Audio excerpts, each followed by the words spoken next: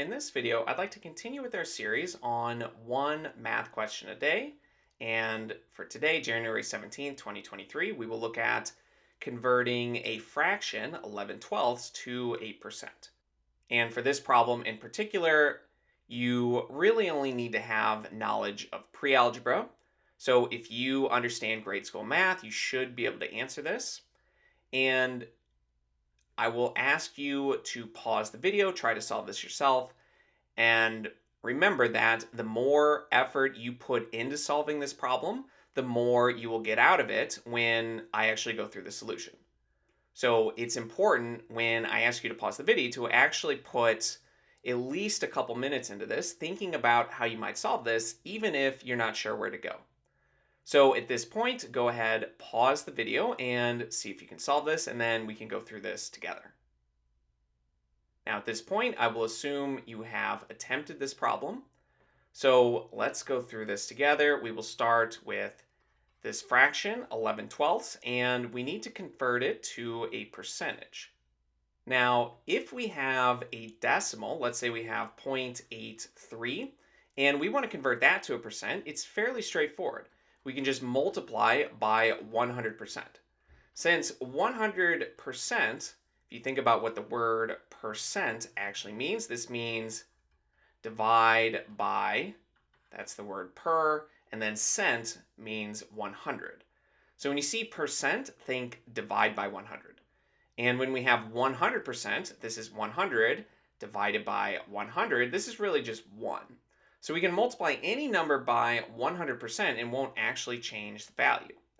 And if we have this decimal and we want to convert it to a percent, we multiply by 100%, meaning that we just multiply this number by 100 and then put a percent sign behind it. And multiplying by 100 will move the digits or the decimal twice so that we get a whole number, 83, and we will have a percent behind it. But this should make sense thinking about this definition here, that 83% is really just 83 over 100, or 83 hundredths, which is exactly what we started with.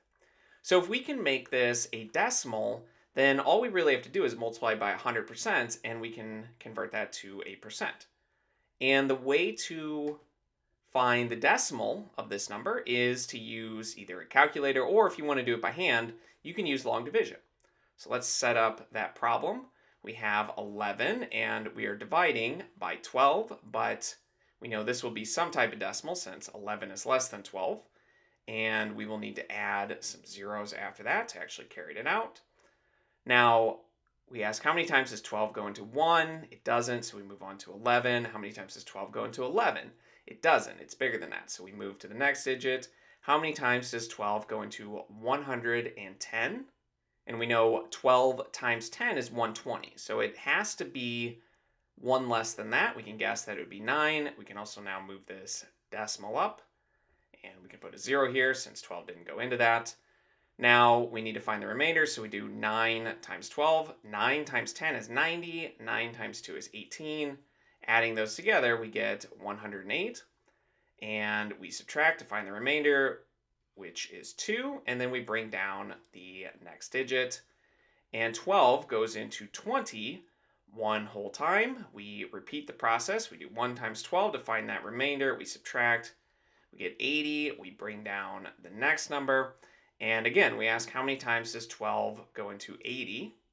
And we know that 6 times 12 is 72. So that will keep us under this without going over. So we can put a 6 there, and 6 times 12, like I mentioned, is 72. We subtract, find that remainder, and we get another 8. We can bring down the 0 again, but you might notice the pattern. Since we're dealing with 80 again, this will have to be a 6. 6 times 12 we know is 72. We subtract, we find that remainder to again be 8, and we could keep carrying out this process or just recognize that we're going to get an infinite string of 6s.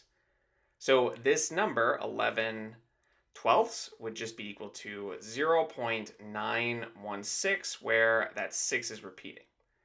And at this point, we just need to convert it to a percentage. So we can multiply by 100%. Let's do that down here. We take our 0.916 repeating and multiply it by 100%.